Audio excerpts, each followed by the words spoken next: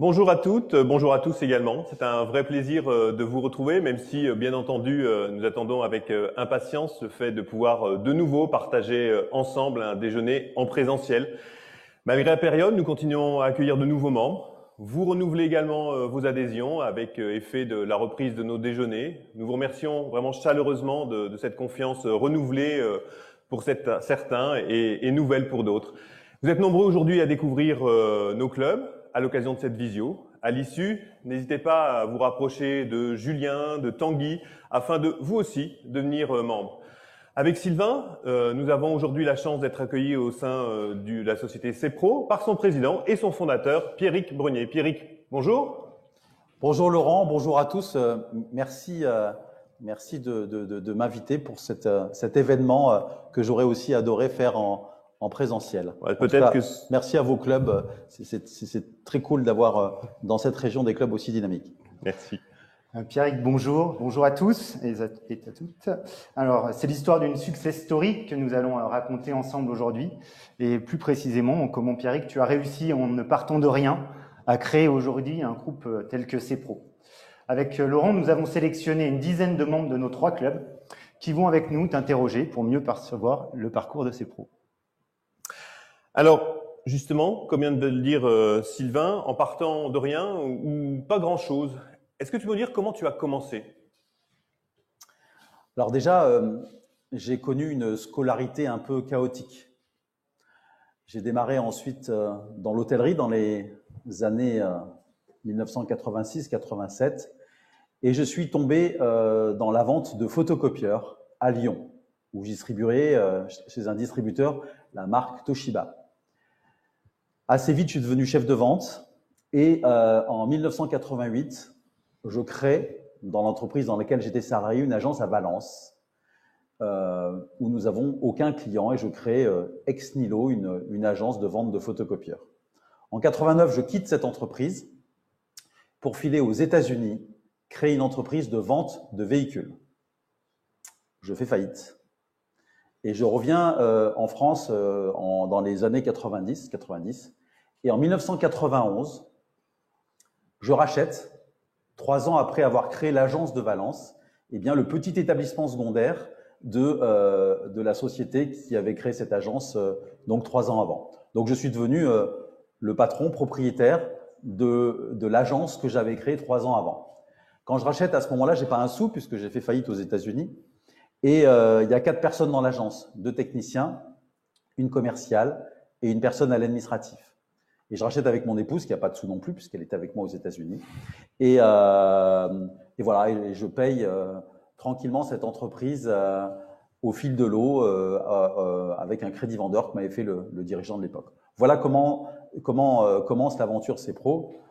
Et je dois dire que, j'en parlerai peut-être un peu après, dans mes rêves les plus fous, j'avais pas imaginé un jour que je sois en face de vous et que je sois patron d'une entreprise aussi grosse. Donc c'est pour moi, je vis depuis 30 ans presque un rêve éveillé.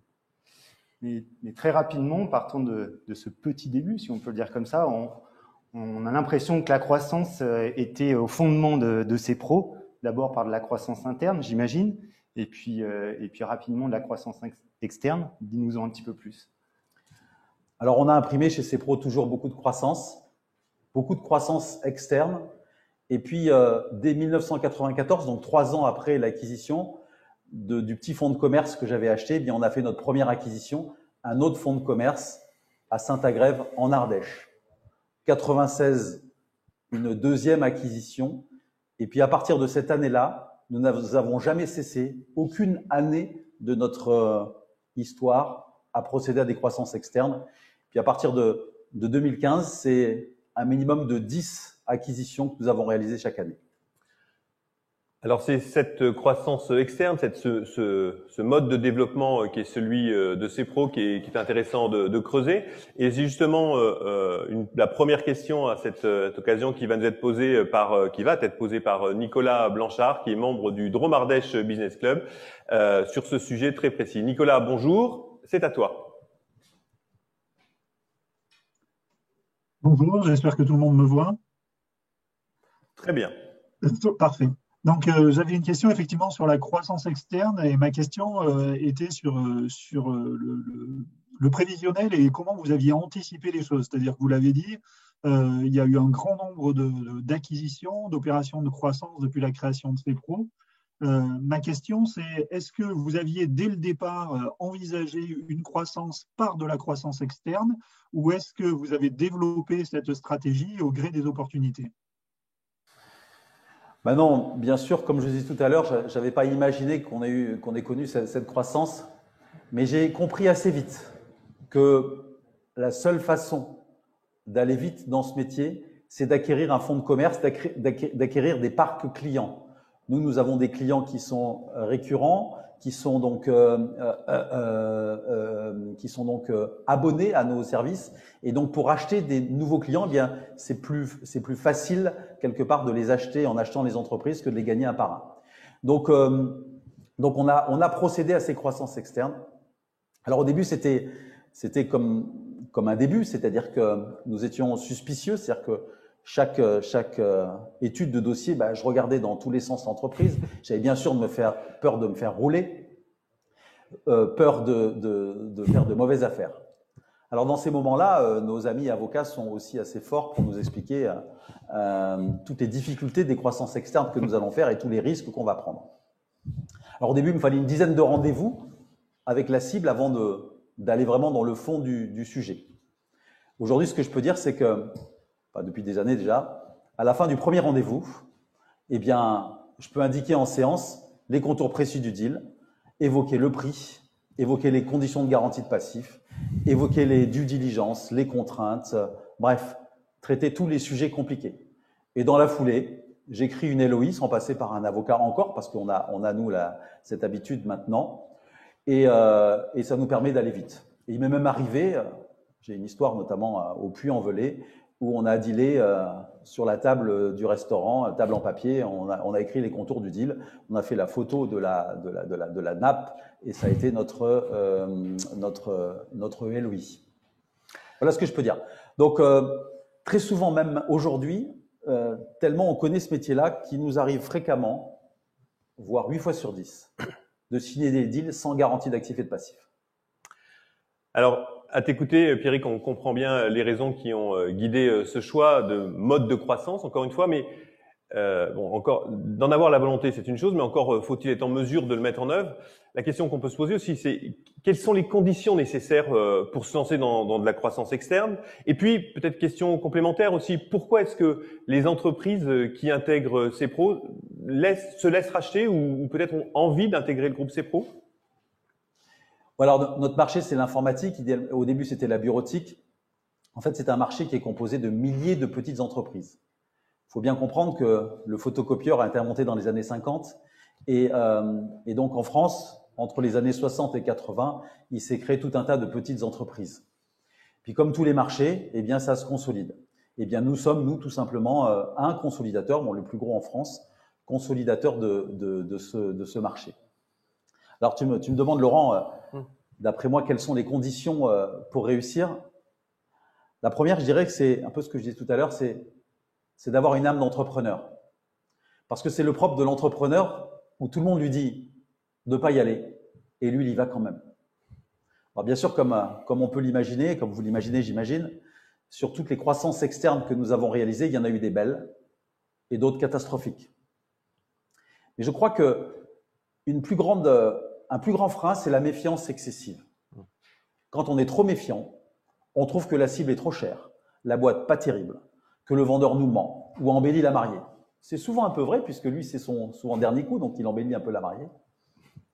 Alors, il y a deux catégories, on va dire, de repreneurs, d'après moi. Il y a ceux qui passent leur vie à étudier des dossiers et qui trouvent toujours que c'est trop cher. Et les avocats, d'ailleurs, leur expliquent que vraiment, il ne faut pas faire le deal. Puis, il y a une autre catégorie, je crois que j'en fais partie, c'est les repreneurs qui achètent tous les dossiers qu'ils étudient. Moi, globalement, j'achète, pour ainsi dire, tous les dossiers que j'étudie. Alors, pour autant, bien sûr, c'est important d'être vigilant, mais comme je disais tout à l'heure, je connais tellement le métier qu'après 2 heures de rendez-vous, 50 questions posées, eh bien, je sais où je mets les pieds. Alors, je sais pas Ce qui serait intéressant peut-être, c'est que tu nous dises comment toi tu abordes ça, d'un point de vue peut-être très pratique. Est-ce que tu as quelques conseils, par exemple, à donner? Bah, le premier, enfin oui, quelques conseils, je peux en trouver quelques-uns. Bah, le premier, je dirais, ça serait d'abord d'écouter son intuition. Le deal, on le sent ou on le sent pas. Moi, je suis un entrepreneur intuitif, donc j'ai besoin de sentir le deal. Faut accepter d'avaler des couleuvres, parce qu'on nous raconte souvent un peu quelques embrouilles. C'est pas grave. Faut se dire que dans un deal qui fait, je sais pas, 100 000 euros ou 1 million d'euros, bah, peut-être qu'on a 10% de trucs qu'on n'a pas vus, de petits cadavres dans les placards. Mais je crois qu'il faut passer au-dessus de ça. Et puis, dans les inquiétudes ou dans les contraintes, chose très importante, c'est qu'il ne faut pas négliger le social. Si l'entreprise que vous rachetez paye ses collaborateurs 20% plus cher que les vôtres, bah vous risquez d'avoir un sujet avec votre team. Donc, s'il faut augmenter 100% de vos collaborateurs pour intégrer l'entreprise, ça pose un souci. Donc, en fait, ça, on peut le déceler tout de suite. Dans l'inverse, si chez vous, les collaborateurs sont bien mieux payés que la cible reprise, vous allez être contraint au fil du temps d'augmenter les collaborateurs repris et donc potentiellement avoir pas le même niveau de profit sur la cible reprise. Donc ça, c'est un point très vigilant. Il ne faut pas négliger l'intégration. L'intégration, il y a deux choses principales. La première, c'est l'équipe, on l'a vu tout à l'heure, les conditions sociales, mais pas que. Il y a aussi, bien sûr, la culture d'entreprise. Et puis, il y a tous les processus, le système d'information. Ce que je peux dire après mon expérience, c'est que plus l'entreprise est grosse, finalement, plus elle est structurée. Et quelque part, plus c'est simple dans les processus. Par contre, la culture d'entreprise peut poser un sujet. Donc, en tout cas, il faut être vigilant sur l'intégration. Après, nous, on est très vigilant, bien sûr, sur le prix payé. Et ce qui est important, ce n'est pas l'EBITDA qu'on achète ou le profit de l'entreprise achetée, mais c'est ce qu'on va en faire. La question, c'est est-ce que l'EBITDA est reproductible? Est-ce qu'il va s'améliorer? Ou est-ce que l'EBITDA acheté va se détériorer? Enfin, le dernier conseil que je pourrais donner, c'est une fois qu'on a acheté, on ne regarde pas derrière. On se projette devant. Même si on a fait une mauvaise affaire, on continue à avancer. Alors, je vais peut-être oser le faire. Je disais tout à l'heure en préparant que j'ai un de mes conseils qui me dit toujours, Pierrick, je vous préviens, c'est pas très élégant ce que je vais vous dire. Il me dit, écoute Pierrick, c'est pas la peine de serrer les fesses quand t'as chié au lit, c'est trop tard. Donc effectivement, quand on a acheté une entreprise et qu'on a fait une mauvaise affaire, c'est pas la peine de se refaire le film. On avance et on se projette et on se met en mode solution. Et on n'essaye pas par tout moyen, me semble-t-il, d'aller chercher l'ancien dirigeant en garantie de passif et de faire des procès à plus en finir. Certes, on peut en tirer un petit bénéfice, mais c'est pas parce qu'on a gagné 100 000, 200 000 ou 500 000 euros dans la garantie de passif qu'on a appelé que ça va régler le problème. Alors certes, pour quelques centaines de milliers d'euros, mais ce qu'on va perdre en temps, en contentieux, eh bien, on va le perdre en croissance. Et donc moi, je me projette toujours, malgré les entreprises catastrophiques qu'on a achetées parfois. Il y avait une petite question sur aussi comment tu trouves les cibles. Est-ce qu'aujourd'hui, avec ce qui est devenu CPRO, elles viennent naturellement? Alors, on a fait tellement d'acquisitions dans un métier étroit, hein, les ventes d'imprimantes, d'informatique et de télécom, c'est que dans la profession, on est connu. Et donc, le type qui a une entreprise à vendre dans notre métier et qui ne nous a pas identifiés comme acheteurs, c'est que le garçon est un peu distrait. Ok. Et puis peut-être dernière question, parce que je pense que c'est celle que nos membres se posent également. Tu as accumulé un nombre impressionnant de croissance externe. Dans quelle situation, dans quel état, je pense notamment d'équilibre financier, il faut être pour pouvoir prétendre à faire de la croissance externe? Et puis ça va nous rapprocher d'une question aussi sur la relation bancaire. Avec sa banque, avec ses banques, avec son pool bancaire, peut-être que ça, c'est quelque chose auquel on n'est pas tous confrontés dans nos entreprises et que ça peut être intéressant que tu nous en dises un mot. Alors moi, j'ai eu la chance de toujours avoir eu de très bonnes relations avec nos banquiers. Moi, je trouve qu'ils font un métier formidable. Ils nous prêtent de l'argent pour nous développer. Et grâce à ça, ils nous permettent de créer de la valeur. Alors, les clés avec les banquiers, c'est déjà, on leur ment pas, on leur explique ce qui se passe. on est précis et on sait de quoi on parle, et on est très vigilant sur un certain nombre d'équilibres financiers. Aujourd'hui, nos banquiers, comme le monde économique, est rivé sur 2-3 indicateurs. Le premier indicateur qui me paraît le plus important, c'est quelle dette nous avons et quel profit, quel EBITDA on génère. Le ratio de leverage, ils appellent ça. C'est le montant de la dette sur l'EBITDA réalisé. On considère que quand on a plus de 3 fois notre EBITDA en dette, on commence à être une entreprise qui est leveragée. Donc, si vous regardez votre bilan, vous dites « je fais combien d'EBITDA, j'ai combien de dettes ?»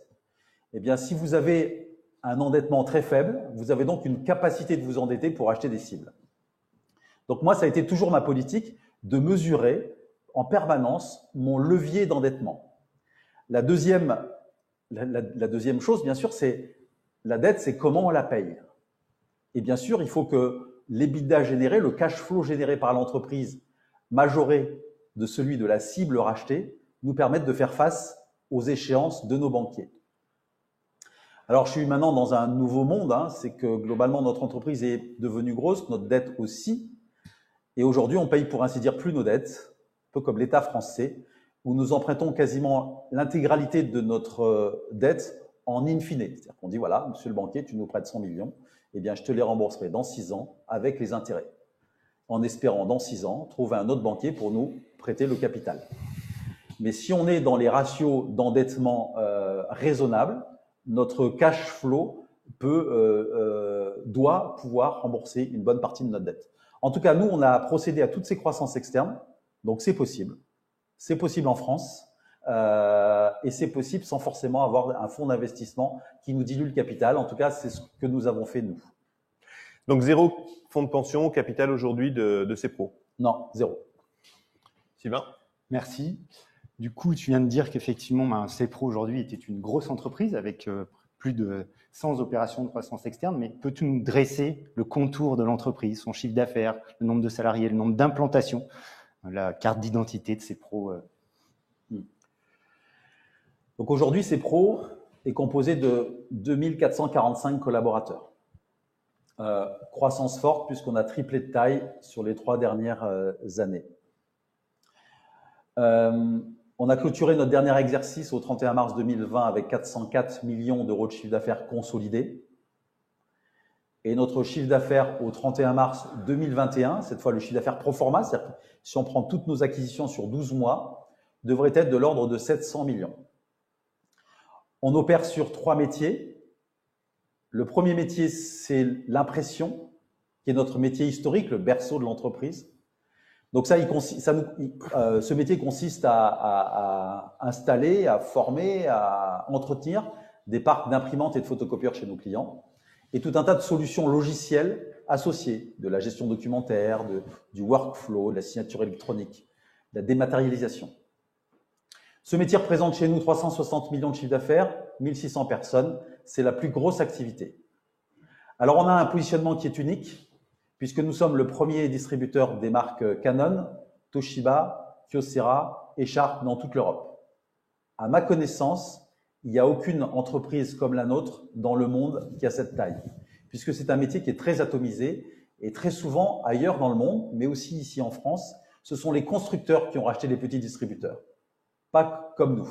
Nous avons, nous, fait beaucoup d'acquisitions et on a racheté récemment le groupe Coden qui avait fait le même métier que nous, donc on a acheté les 2 consolidateurs du marché en France.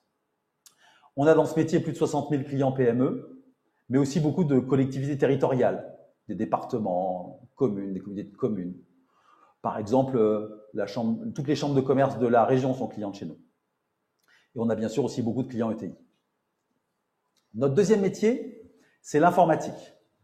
Là, on fait globalement 200 millions de chiffre d'affaires, on est 700 dans ce métier-là. Et là, on a 3 métiers. Premier métier, on distribue en volume. On est le plus gros distributeur français en volume, purement français, des marques HP, Dell et Lenovo. Et on distribue par palette des PC aux collectivités locales et aux grandes entreprises privées. On a typiquement un département sur 2 qui est client chez nous, une région sur 2 qui est client chez nous. Toute la région Auvergne-Rhône-Alpes est un client, par exemple. La SNCF est client chez nous. voilà, on a des très gros clients comme ça. Alors, ce métier en 2020 a été boosté par le coronavirus parce que tout le monde désormais achète des ordinateurs portables plutôt que des fixes. Et un portable, c'est 2 fois plus cher qu'un fixe. Donc, c'est un métier qui a 40% de croissance pour nous en 2020. Donc, j'ose pas le dire à mes copains, mais ce métier-là est très droppé par la crise, ce qui n'est pas le cas de l'impression.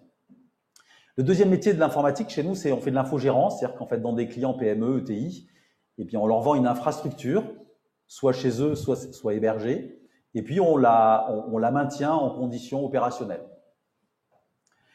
Le troisième métier dans l'informatique, c'est on est distributeur de solutions de gestion, et là on vend des solutions comme Sage par exemple, où on est un des plus gros acteurs en France avec une grosse activité dans ce métier-là.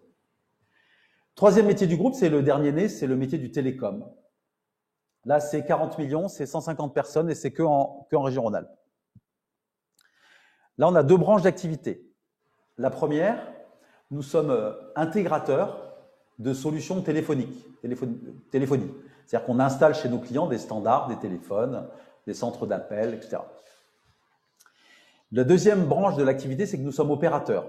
C'est quoi un opérateur? C'est que le client achète chez nous son lien Internet, son interconnexion de site ou ses téléphones mobiles. Et bien là, on achète en gros des fibres optiques, des liens ADSL, SDSL à Orange, à Bouygues, à SFR, mais aussi à des teams dans la Drôme, et on opère ces liens-là. Et puis dans ce métier-là, on a même tiré nos propres fibres optiques, puisqu'on a aujourd'hui en région Rhône-Alpes 400 km de fibres optiques, et qui nous permet d'interconnecter les entreprises entre elles avec des réseaux qui sont des fois Orange, parfois Bouygues, parfois SFR et parfois nos propres réseaux. Ça nous permet typiquement de répondre aussi à des collectivités et on a remporté récemment toute l'interconnexion des sites du département de l'Ardèche, mais de la Drôme, de la Loire, de la Savoie, de la Haute-Savoie, de la Saône-et-Loire. Bref, sur notre région désormais, quand il y a un appel d'offres sur les interconnexions de sites, on gagne globalement tous les deals. Pourquoi? Parce que face à nous, nous avons Orange, Bouygues, SFR, et eux, ils présentent du Orange, du SFR ou du Bouygues.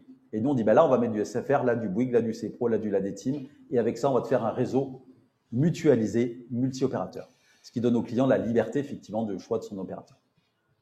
Voilà, si je devais être concis, je dirais que, finalement, on opère partout en France désormais dans la digitalisation des entreprises, dans la transformation, dans la dématérialisation, autour de l'informatique et de la fameuse adresse IP et tout ce qui y est connecté.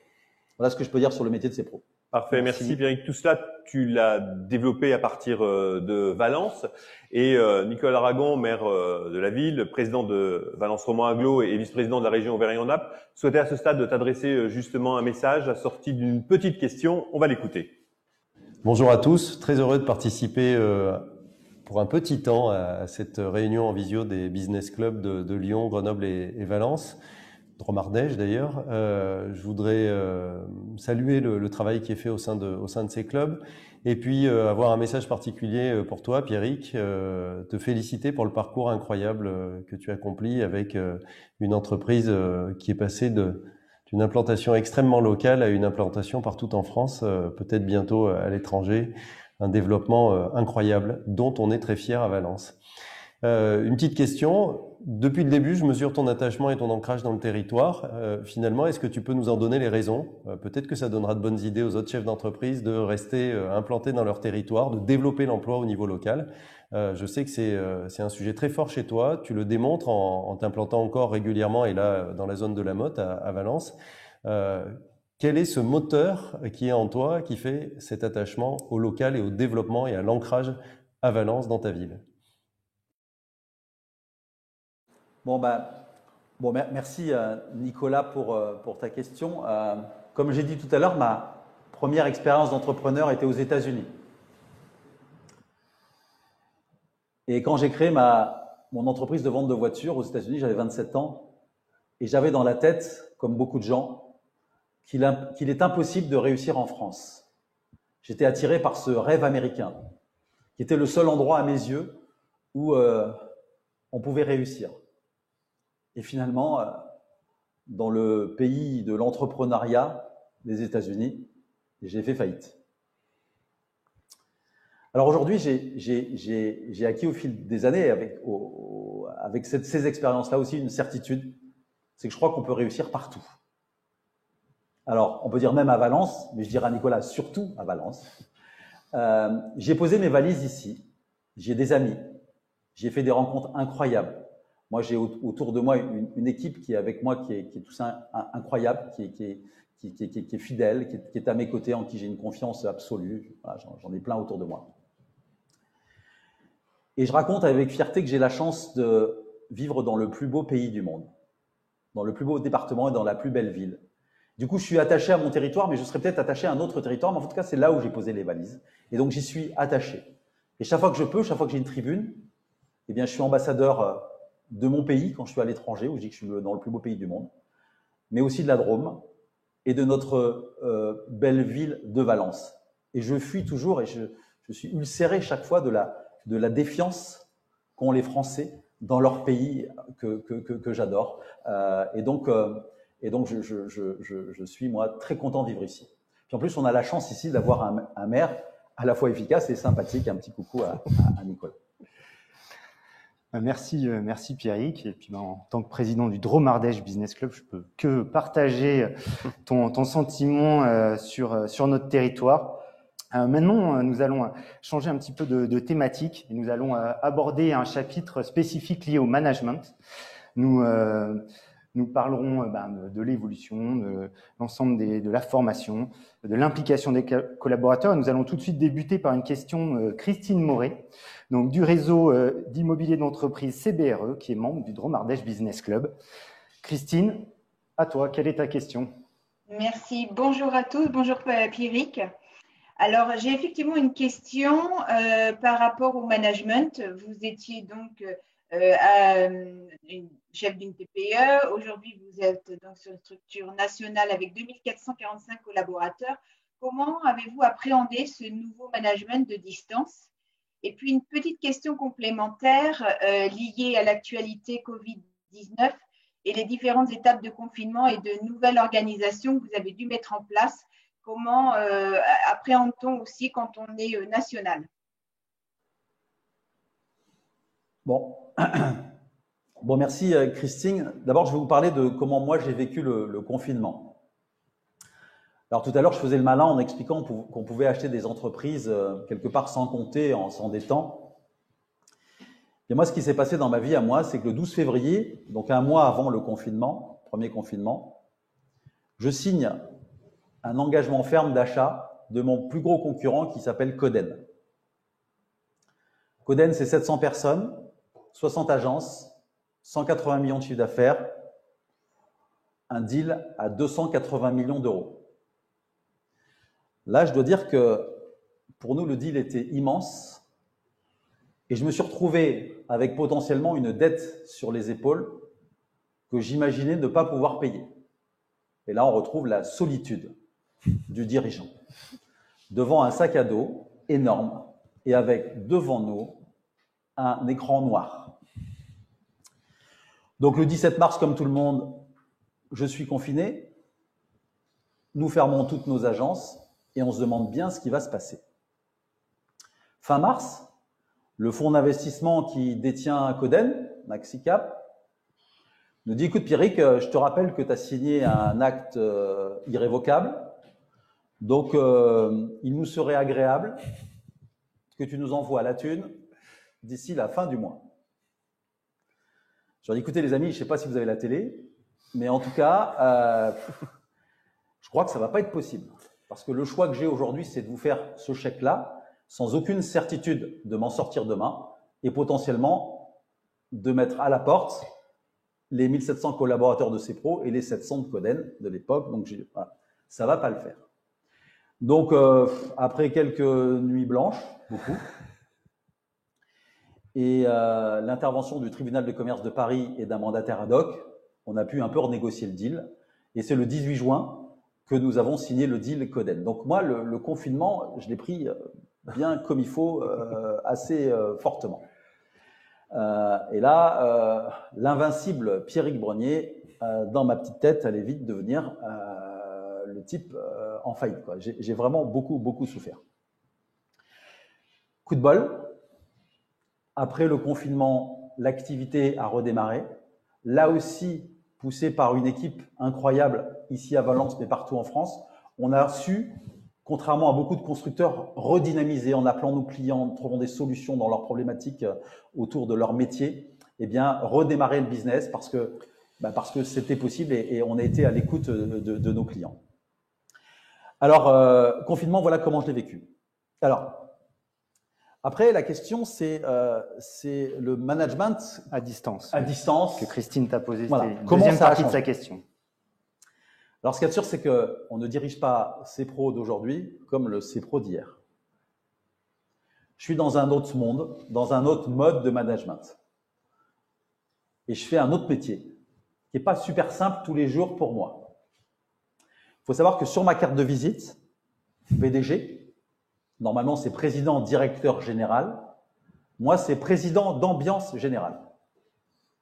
Parce que je considère que ce qu'il y a de plus important dans l'entreprise, c'est la bonne humeur et l'ambiance des collaborateurs. Dans notre métier, nous, on n'a pas de brevet, on n'a pas d'usine, on n'a pas de savoir-faire. Notre valeur ajoutée est la seule, c'est la motivation de nos équipes. Alors vous imaginez, moi, en tant que président d'ambiance générale, comment je peux être frustré d'avoir tout le monde en télétravail. On ne fait plus de conventions générales, plus de voyages, pas d'arbre de Noël, les bureaux se vident et les visios se développent. Alors, en termes de management, ce n'est pas ce que je préfère, mais je m'y résous parce que je n'ai pas trop le choix. Comme tout le monde, on a mis en place beaucoup de télétravail et force est de constater que globalement, ça marche plutôt bien. On remarque que la productivité des individus est toujours forte, mais on voit quand même une baisse sensible de la productivité, on va dire, collective. Alors ici, dans les bureaux, là, tout le monde explique « Ah, c'est vachement bien le télétravail ». Je leur dis « Attention les petits gars, c'est bien, mais méfiez-vous parce que nous, on a beaucoup de hotlines informatiques. Donc si c'était très, très, très bien de le faire de chez vous, méfiez-vous parce que les Indiens ou les gens à l'île Maurice ou au Maroc pourraient le faire à votre place. Et nous, on est ancrés territorialement et nous, on a besoin de gens chez nous. Donc attention, la proximité avec nos clients, la force, le dynamisme, l'envie fait partie de l'ADN de l'entreprise et donc le collectif est important pour nous. Donc, on leur dit attention. Donc, j'ai en tout cas hâte que tout le monde revienne bosser dans les bureaux. Alors, Sylvain a ouvert tout à l'heure une rubrique management. Dans cette même rubrique, on a à Pierrick une seconde question qui est celle de Cyril Billon, responsable du pôle utilitaire chez Genin Automobile. On va écouter la question de Cyril. Bonjour Cyril. Bonjour à tous et bonjour à toutes. Bonjour Monsieur Brunier. Ma question, elle est simple. C'est dans une période difficile, savoir si aujourd'hui ces pros continuent à mettre en avant le bien-être au travail. Vous avez déjà anticipé la question, mais par la création d'espaces de vie, de salles de sport, de salles de repos, enfin, dans vos bâtiments pour les collaborateurs. Comment voyez-vous aussi la duplication de ce concept lors de nouvelles acquisitions, de nouvelles constructions et surtout, le plus important, c'est quel est le retour que vous pouvez constater de vos collaborateurs sur ces démarches? Alors ça, c'est un point sensible. Et donc, j'ai beaucoup de convictions, mais assez peu de certitude sur ce point-là du bien-être au travail. Ce que je sais, c'est que le bien-être au travail, pour nous, ça a un vrai intérêt économique. Parce que l'arrière-pensée que nous avons, c'est de continuer à développer l'entreprise et faire en sorte qu'on soit plus performant. Ce que je sais aussi, c'est que les jeunes générations ont de plus en plus besoin de sens. On nous parle depuis 20 ans des générations Y en disant « attention, elles vont arriver ».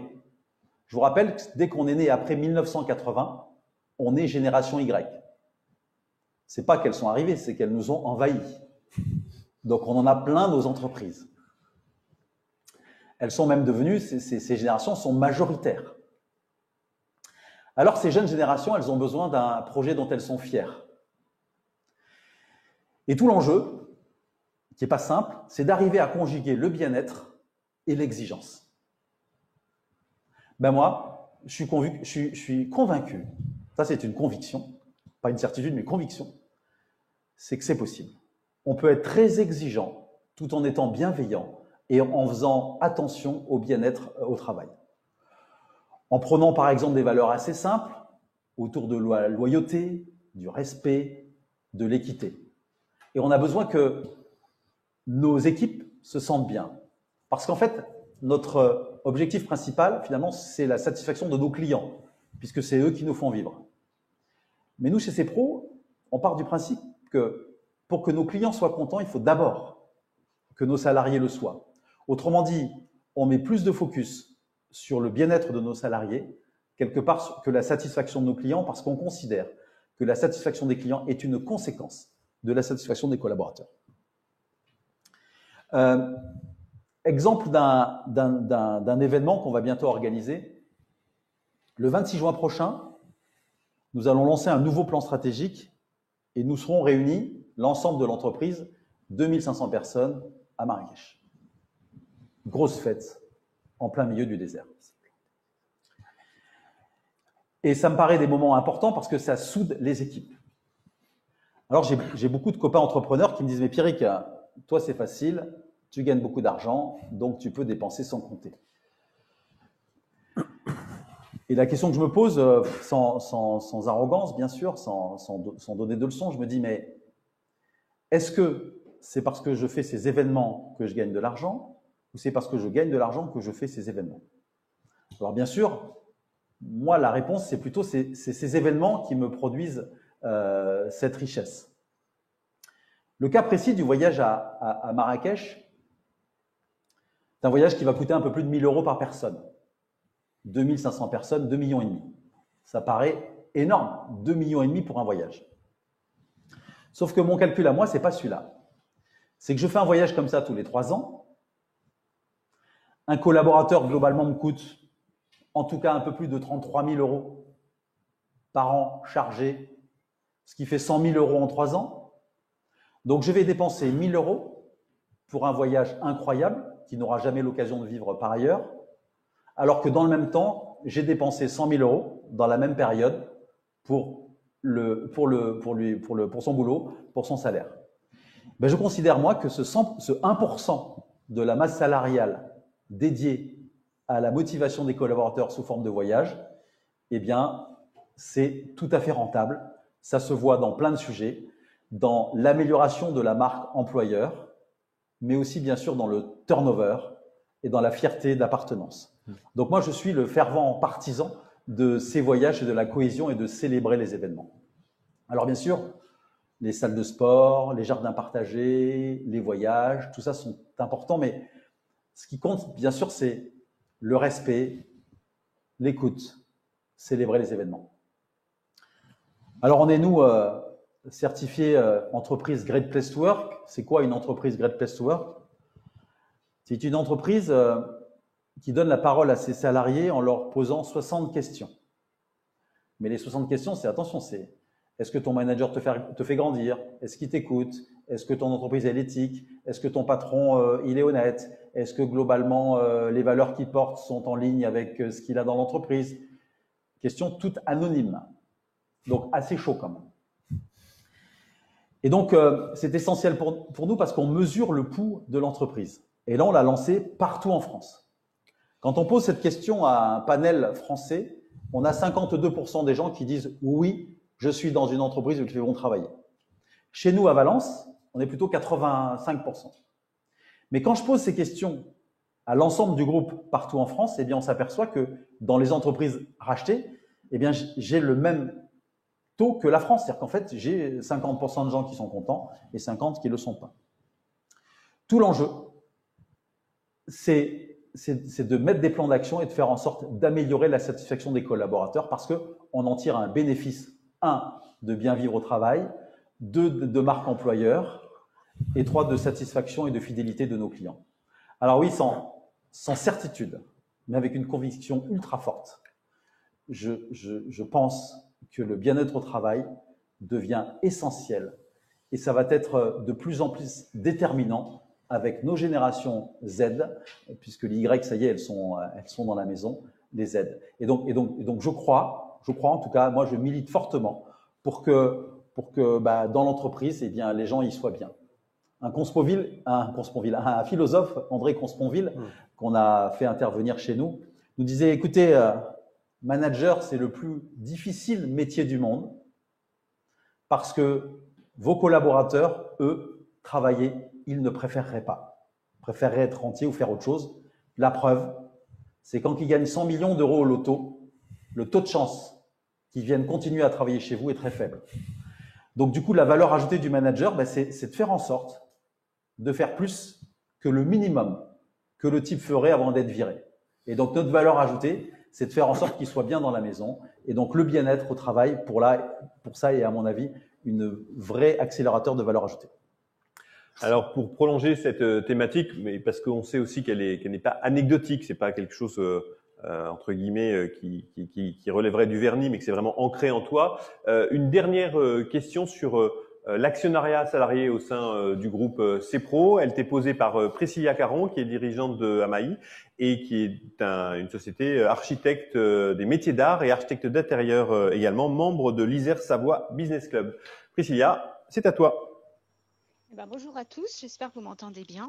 Alors moi, votre groupe donc fait à peu près 2445 salariés à travers la France entière. Ce qui m'a frappé surtout, c'est une lecture d'un article de l'Écho qui écrit que 86% de vos salariés sont actionnaires.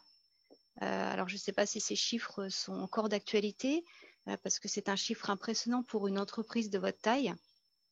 Là où les questions que je me pose, c'est comment vous avez mis en place cet actionnariat, depuis quand, est-ce qu'il a évolué et est-ce que ce souhait de collaboration en mettant en place un actionnariat vient des collaborateurs ou vient de vous?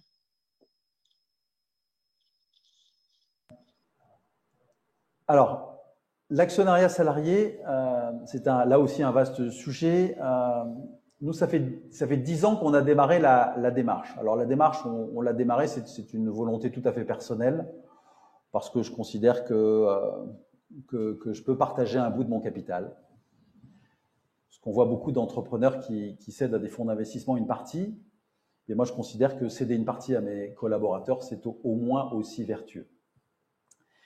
Alors, il y a 10 ans, on a créé, d'abord en région Rhône-Alpes, une ManCo. C'est quoi une ManCo? C'est une management company.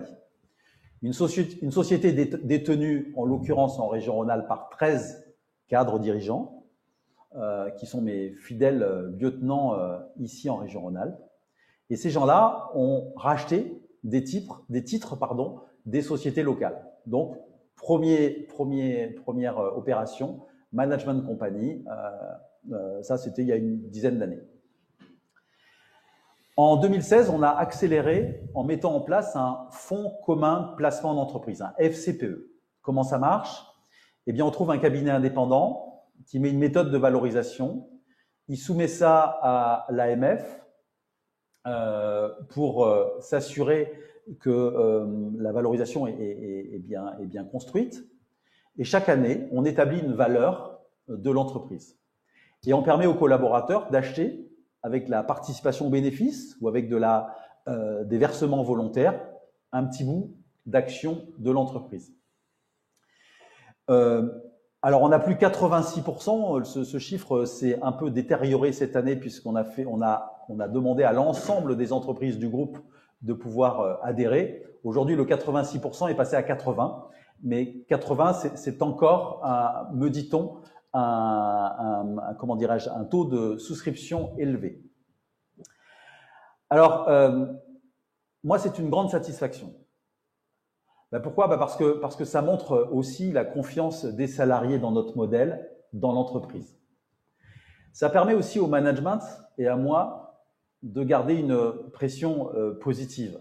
C'est-à-dire qu'en fait, l'assistante, le magasinier qui a mis toutes ses économies dans des actions CPRO, j'imagine pas une demi-seconde qu'il perde un seul euro. Donc, ça nous met une dynamique, une pression sur la performance. Alors, ça nous donne l'action à un salarié quelques bénéfices. Je dirais, j'en ai 2 ou 3. Le premier, c'est que les gens sont quand même plus engagés. Et souvent, on dit à nos collaborateurs, comporte-toi comme si c'était ta boîte. On va faire simple, hein. Comporte-toi parce que c'est ta boîte. Deuxièmement, 80% des collaborateurs actionnaires, bah, nos partenaires financiers, nos tiers, la marque employeur aussi, quand on raconte ça à un candidat, eh bien, ça prouve que les gens sont engagés puisqu'ils ont décidé d'investir un bout de leur sou. Et donc, voilà, pour la marque employeur, eh bien, c'est bien aussi. Alors, là, par contre, pour rembobiner sur le bien-être au travail, les générations Z, là, ou même les Y, de savoir qu'ils seront riches dans 20 ans, ils s'en foutent. Hein. Donc, ça ne remplit pas cette case-là de rendre nos jeunes collaborateurs de la génération des zappers plus intégrés à l'entreprise. Mais quand même, en tout cas, moi, ça m'est très utile, en tout cas, à moi aussi, pour regarder dans la glace tous les matins et pour me dire que voilà, j'ai partagé. Je suis content de faire ça. Ça a des contraintes, mais en tout cas, ça ressemble en tout cas à l'entreprise que j'avais envie de créer. Merci Pierrick. Tu as abordé les valeurs fortes du groupe. On va te proposer maintenant d'y revenir et de zoomer sur la politique RSE que met en place CPRO à travers une question de Marjorie Rouver de la société Consolim, qui est conseillère en solutions immobilières à travers 5 pôles d'expertise. Consolim est membre du Dromardèche Business Club, bien sûr, mais également du Lyon-Rhône Business Club. Marjorie, à ta question. Oui, bonjour à tous, bonjour Pierrick. On a pu voir, oui, dans la thématique RSE, l'importance du people dans l'entreprise comme vous en avez parlé du label Great Place to Work. Et aujourd'hui, vous lancez donc le projet EOL sur l'agglomération valentinoise et ma question est de savoir quelle est la réelle valeur ajoutée en fait d'un tel projet en termes de développement durable. Alors, donc, EOL, c'est vraiment un modèle d'économie circulaire. Nous récupérons partout en France des photocopieurs quand ils sont en fin de vie. Et nous en reconditionnons quelques-uns. Et les autres, on les démantèle, un peu comme à Valence, enfin, à Livron, GPA. On s'est beaucoup inspiré de leur modèle. Je connais très bien cette entreprise. Et on démonte les pièces détachées pour pouvoir les remettre sur le circuit. On récupère aussi les cartouches d'encre. Quand on récupère une machine, eh bien, elle a 4 cartouches d'encre, puisque c'est une machine couleur. Certaines sont pleines, d'autres vides. Donc, on va dire en moyenne à moitié pleine. Et donc, on récupère l'encre pour en faire des cartouches pleines. Alors, ce modèle est très vertueux en termes de RSE. Mais économiquement, on pense qu'on va avoir beaucoup de mal à avoir un retour sur investissement suffisant au regard des sommes investies, puisque c'est un projet à un peu plus de 7 millions d'euros. Et en fait, il faut en récupérer beaucoup des cartouches pour pouvoir amortir ce truc-là. Mais on est content de le faire parce que c'est innovant. Il n'y a personne qui fait ça en France. Je ne connais pas non plus en Europe. Puis là aussi, ça contribue à améliorer la marque employeur, la fierté d'appartenance. Et c'est un super sujet pour embarquer les équipes. Et puis voilà, on est fiers d'avoir fait ça. Et vous voyez, c'est révélateur. Il y a 15 jours, 3 semaines, j'avais un bank meeting où tous nos banquiers étaient présents en visio comme aujourd'hui. Et j'ai eu la moitié des questions sur EOL. EOL, je vous rappelle, projet à 7 millions d'euros. Et dans le même temps, ils m'ont prêté 400 millions pour acheter tout un tas d'entreprises. Comme quoi, les gens sont très focusés par ce projet qui est finalement un petit projet pour l'entreprise, mais qui est important en image renvoyée. Donc, la RSE, avec EOL, avec tous nos autres projets, plus le bien-être au travail, sont 2 piliers qui nous permettent de consolider assez fortement la marque employeur. Alors, si je reviens sur ta politique RSE, elle t'oblige effectivement à mener des actions en interne, mais la RSE nous pousse aussi à agir pour notre territoire, pour la société, l'environnement qui nous entoure. Alors, je sais que CPRO accompagne de nombreuses associations. D'abord, peux-tu nous rappeler lesquelles, mais également nous dire si c'est uniquement par philanthropie, ce qui ne serait déjà pas si mal, ou bien si cela participe également à une volonté de s'impliquer, d'accompagner tes collaborateurs dans ces actions caritatives. Alors nous, ça fait longtemps qu'on fait pas mal de choses dans la RSE parce qu'on se considère vraiment membre intégré dans la cité, acteur de la cité. Et donc, c'est pour ça que je suis proche de pas mal de gens à Valence, Nicolas Dragon aussi, parce qu'on considère que c'est important de contribuer au développement du territoire et au développement RSE. Donc, nous, ici, on a un groupe de travail et on a des collaborateurs qui décident des actions qu'on va mettre en œuvre. Il y a beaucoup d'actions, je suis même pas au courant de ce qu'on fait. Mais par exemple, tiens, ce mois-ci, c'est le mois du don. Chaque collaborateur amène des choses qu'il veut donner, à la fois des jouets et de la nourriture, et puis on donne au Resto du Cœur la bande alimentaire, c'est les recettes de ces dons, on va dire. On est membre de plein d'associations, bien sûr, Drôme Ardèche Entreprendre, Concilium, Ligue de protection des oiseaux.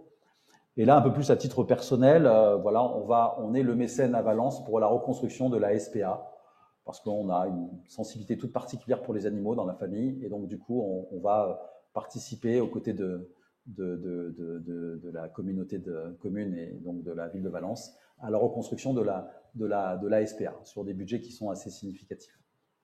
Voilà. Donc on fait plein de choses. C'est un sujet sur lequel il faut être assez humble et nous, on veut donner de leçons à personne parce que c'est un sujet pas facile, mais on a la conviction que ça sert aussi la marque employeur et la fierté des équipes à porter le maillot. Et dans l'enquête Great Place to Work, il y a une question, c'est considères-tu que l'entreprise dans laquelle tu travailles porte haut des valeurs RSE? Et nous, on a une adhésion très forte de nos collaborateurs sur cette question-là. Alors, on va ouvrir un nouveau chapitre, je ne vais pas dire forcé, mais en tout cas d'actualité, celui qui est autour de la crise sanitaire de 2020. On va le faire à travers deux questions. La première, elle va être adressée par Emmanuel Daben de la société Formazen, qui accompagne les structures dans leur démarche de formation. Formazen est membre de l'Isère Savoie Business Club. On t'écoute, Emmanuel, pour une question que je crois d'ailleurs assez précise. Oui, c'est effectivement une question précise parce que je l'ai vécu dans l'accompagnement de mes clients. Avec la mise en place du télétravail, les entreprises qui avaient souscrit des abonnements pour des machines photocopieuses, imprimantes, scanners et tout ce qui va avec, forcément, l'utilisation de la machine a considérablement baissé, pour ne pas dire c'est complètement arrêté pendant ces périodes de confinement. Donc du coup, comment vous gérez d'une part cette baisse d'activité pour vous, mais aussi vis-à-vis de vos clients, puisque les contrats continuent à courir, ce qui est tout à fait normal et ce qui constitue quand même une charge relativement importante pour le chef d'entreprise. Donc voilà, est-ce que vous avez continué de la même façon? Est-ce qu'il y a des aménagements qui ont été faits? Est-ce que ça vous a obligé à revoir l'utilisation des contrats et des consommables pour la suite? C'était une question pratico-pratique. Merci. En fait, déjà dans l'entreprise, on a nous, on va dire, classé nos clients, on va dire, en 4 catégories. Province Paris, gros, petit. Pour faire assez simple, quand on est parisien, grosse entreprise, on a éteint la lumière. C'est-à-dire que entre le 15 mars et aujourd'hui, par exemple la société Orange, parce que je sais, eh bien eux, ils sont à moins 85% de pages imprimées. Donc là, il n'y a plus personne dans les bureaux quand les sociétés sont grosses et parisiennes. Et quand elles sont petites et provinciales, à part au mois d'avril-mai où ça s'est arrêté, aujourd'hui, en tout cas depuis la reprise du mois de mai, nous n'avons aucune baisse d'activité de nombre de cartouches envoyées. C'est-à-dire qu'on mesure ça quotidiennement parce que nous, on est bien sûr on a peur que les entreprises fassent moins de pages parce que ce sont nos revenus. Et donc, on a très peu de baisse. Pour autant, on a mis en place, ça a été le gros job du mois d'avril et du mois de mai où on a appelé 100% de nos clients, en tout cas ici en région Rhône-Alpes, pour leur demander, vous réagissez comment vis-à-vis de la crise?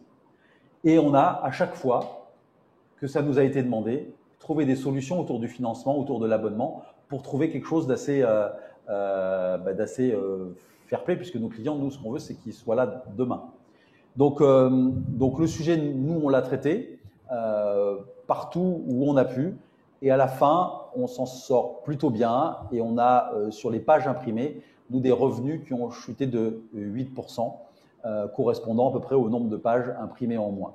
Alors, certains ont fait moins 80% et d'autres sont en croissance. Hein. Donc, il est possible que ici ou là, on est sur nos 75 000 clients, 60 000 clients dans l'impression, quelques milliers de clients qui soient dans des situations un peu plus compliquées. Mais globalement, on n'a pas ce retour, en tout cas.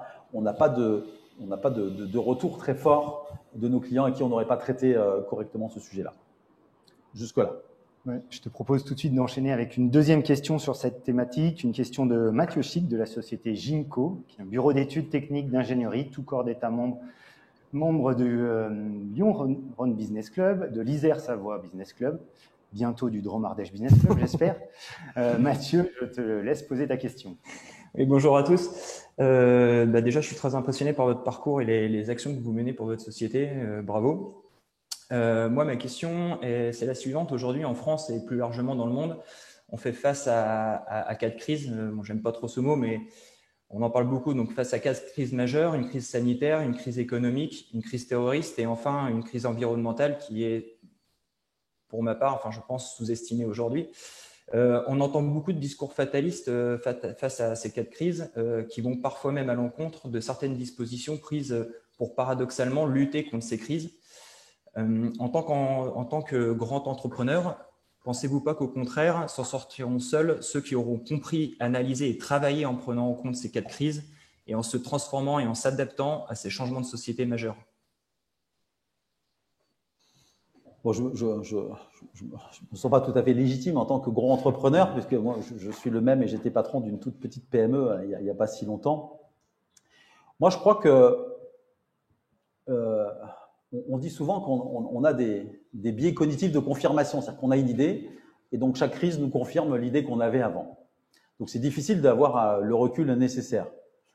Moi, j'ai l'impression que finalement le monde évolue tranquillement, des fois un peu plus brutalement, et que les entrepreneurs, ils s'adaptent ou ils meurent en fonction des évolutions de leur marché ou des évolutions sociologiques. Mais là où je suis d'accord avec vous, c'est qu'il me semble qu'il y a une différence assez fondamentale de la perception de nos jeunes générations, des Z notamment, qui pensent, eux, que le monde ou que la civilisation dans laquelle nous vivons est terminée. En tout cas, ils se disent même que c'est possible qu'ils vont voir de leur vivant la fin d'un monde. Alors, ce concept était bien sûr bien loin de nos préoccupations il y a 30 ans. Alors, là aussi, sans certitude, mais avec quelques convictions, il me semble que nous allons devoir proposer à nos jeunes générations, pour les attirer, de nouveaux paramètres, de nouvelles vies au travail. Et c'est la fameuse marque employeur, avec des actions RSE de plus en plus fortes, le bien-être au travail, et surtout le sens, savoir pourquoi on fait ça, qu'est-ce que ça apporte. Alors bien sûr, il y a 30 ans, on ne pensait pas à ça, moi non plus, et donc on évolue avec le temps.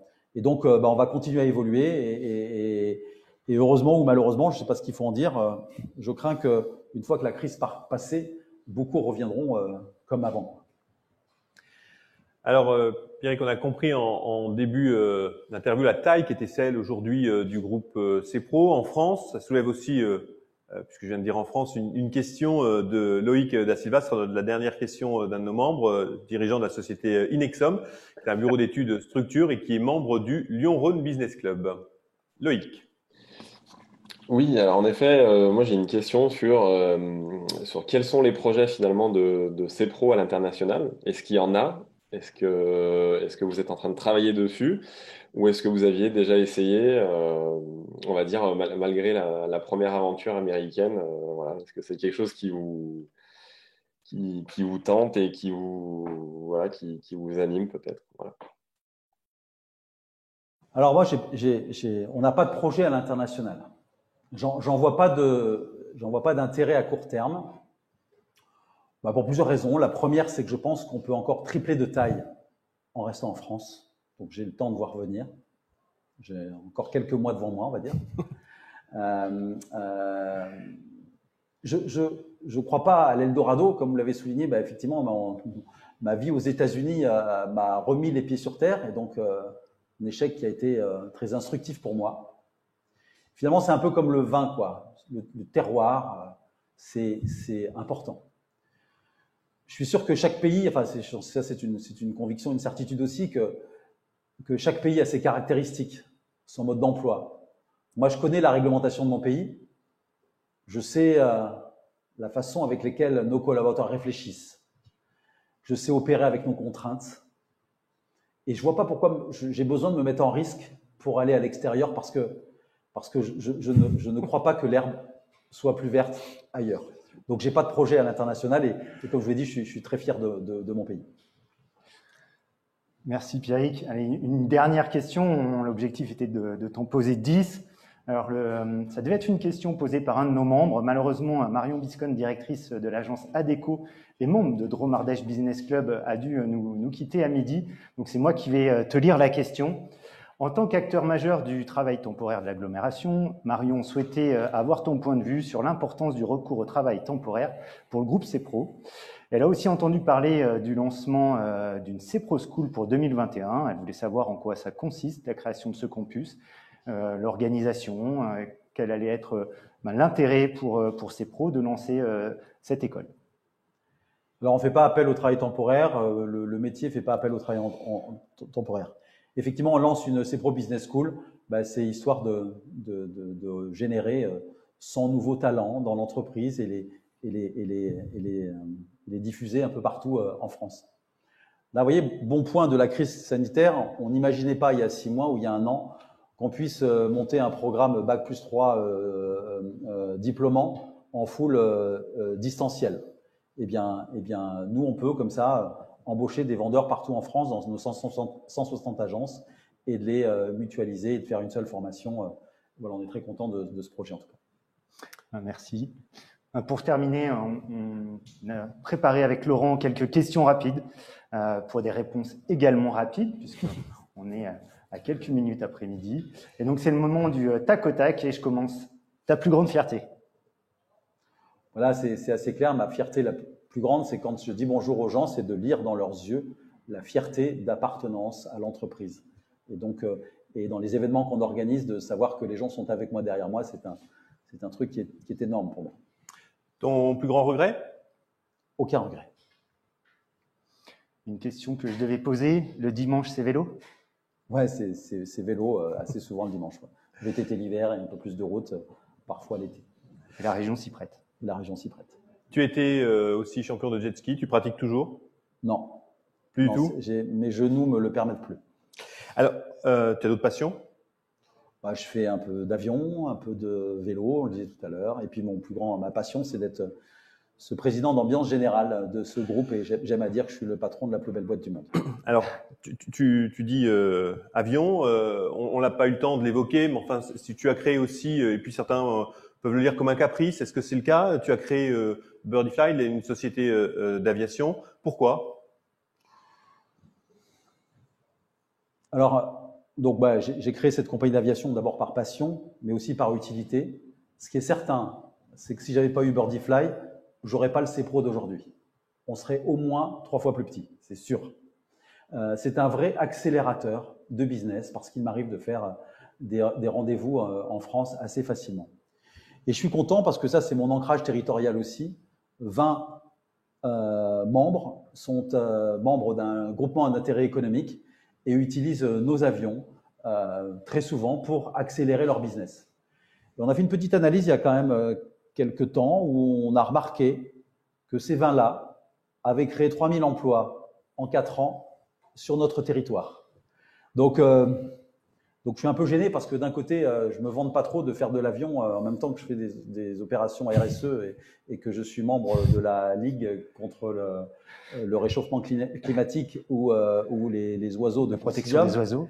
Donc on est parfois un peu écartelé entre la raison économique et la raison environnementale.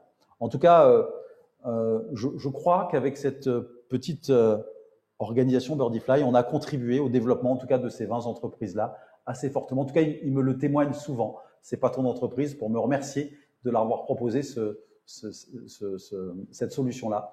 Et aujourd'hui, il fonctionne mieux grâce à ça. Merci. Allez, une question un peu plus gourmande pour un épicurien. Ton vin préféré? C'est le Clos des Grives de mon ami Laurent Combier. Je vous le conseille. Gros Hermitage. Bon Merci. choix. Plus sérieux, ton slogan, c'est travailler sérieusement, sans se prendre au sérieux?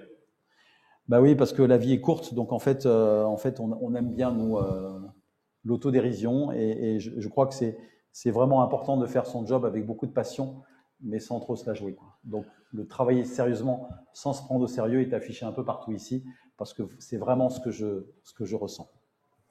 Parfait. Alors, c'est compliqué d'annoncer la suite parce que après ce que tu nous as raconté, voilà, on poursuivrait bien. Maintenant, on a un rendez-vous et l'heure nous y oblige. En janvier, le 19 précisément, nous serons accueillis à Gerland au Matmut Stadium par Olivier Ginon, président de GL Event, une entreprise qui a été aussi durement affectée dans l'événementiel. On en parlait un peu avant. Tu disais la curiosité qu'on pouvait avoir sur ce qu'il allait avoir à nous raconter. Et puis aussi par Yann Roubert, président du Loup Rugby, autre activité, mais aussi autre structure frappée par l'épisode 2020. Donc une société d'événementiel, la plus grosse, un club sportif du top 14, toutes deux touchées de plein fouet par la crise sanitaire. Et puis évidemment, on sera au Matmut Stadium avec Olivier Ginon et Yann Roubert. Un autre moment passionnant, après celui que tu viens de nous offrir, donc le 19 janvier à 11h. Oui, effectivement, un moment passionnant, je pense, qu'on vient de vivre. Nous souhaitions, Pierrick, te remercier pour ta sincérité, la foule d'informations que tu viens de nous donner. Je pense que chacun a pu prendre pour son compte un certain nombre de belles actions à mener dans ces entreprises. Et nous souhaitions à nouveau te remercier pour ton accueil et ta disponibilité ce matin, l'accueil qui nous a été offert et le temps qui nous a été consacré. L'Histoire C'est Pro, nous continuerons de la suivre. Je pense que tous comme moi, vous allez avoir envie de suivre cette histoire, surtout que de nouveaux événements sont en préparation. Je suis certain que tu nous caches des surprises. Peut-être un nouveau nom pour le groupe, par exemple. Nous serons ravis, en tout cas, de te revoir pour en reparler, si c'est possible de le faire en présentiel, par exemple au dernier trimestre 2021. Alors avant de te laisser le mot de la fin, Pierrick, nous tenions tous à remercier bien sûr les équipes de CEPRO qui ont contribué à préparer ce moment et cette matinée ensemble, ainsi qu'aux équipes d'Adeva pour les moyens techniques, la souplesse, l'adaptation qui ont été mis à disposition pour être avec vous aujourd'hui. Et puis merci à toi, merci à vous pour votre attention et votre présence, et on te laisse le mot de la fin. Ouais. Bon merci pour ce moment dans les coulisses de CEPRO. Merci Laurent de m'avoir donné cette tribune. Merci Sylvain, merci à vous tous d'être encore à 12h13 connectés. Merci à Sylvain, merci à Adeva. J'ai juste un petit mot pour terminer. À Valence, c'est une petite ville. Beaucoup de gens me connaissent. Et peut-être qu'il vous est arrivé de me croiser en ville et je vous ai pas dit bonjour.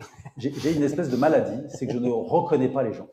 Donc si un jour vous me croisez dans un restaurant et que je vous salue pas, s'il vous plaît, le prenez pas mal. C'est juste que je vous aurais pas reconnu.